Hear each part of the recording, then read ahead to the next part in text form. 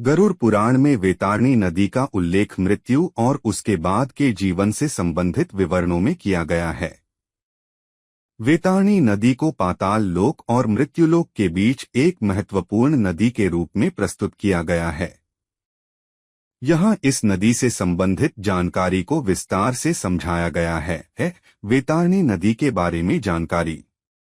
वैतरणी नदी का महत्व। वैतरणी नदी को पाताल लोक अधोलोक में स्थित माना जाता है।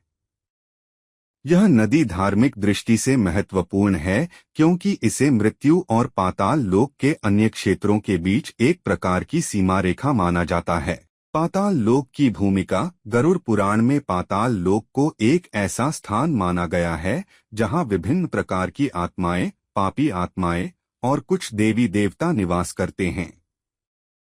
वैतरणी नदी इस लोक की विभिन्न धाराओं को एक साथ जोड़ती है और इसे पार करना एक महत्वपूर्ण धार्मिक घटना मानी जाती है।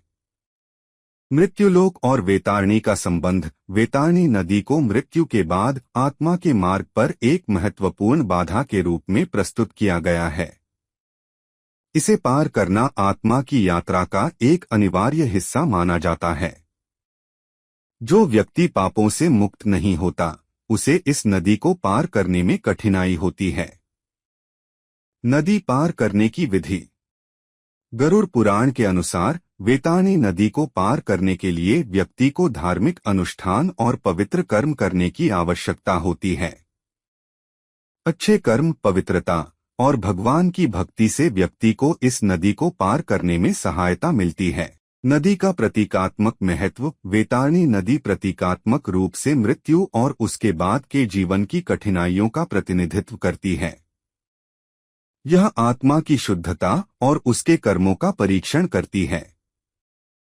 पवित्रता और धर्म का पालन। गरुड़ पुराण में कहा गया है कि वैतरणी नदी के पार होने से पहले आत्मा को पवित्र करना और धार्मिक कृत्यों का पालन करना अत्यंत आवश्यक है। अन्य लोकों के साथ संबंध। वैतरणी नदी को अन्य पाताल लोक की नदियों और धाराओं के साथ जोड़कर देखा जाता है, जो विभिन्न लोकों के बीच एक कनेक्टिंग लिंक का कार्य करती हैं। समग्र दृष्टिकोण। वैतरणी नदी का वर्णन गरुड़ पुराण में आत्मा की मृत्यु के बाद की यात्रा और उसके परीक्षण से जुड़ी एक महत्वपूर्ण घटना के रूप में किया गया है। यह नदी मृत्यु और पाताल लोक के बीच एक धार्मिक और आध्यात्मिक सीमा का प्रतिनिधित्व करती है। इस नदी को पार करने के लिए धार्मिक कृत्य और पवित्रता की आवश्यकता होती है और यह पवित्रता आत्मा को मोक्ष की ओर ले जाती है।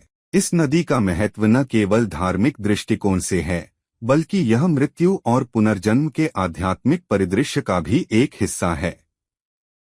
अगर आपको इस विषय पर और अधिक विस्तृत जानकारी चाहिए या अन्य प्रश्न हैं, तो कृपया बताएं।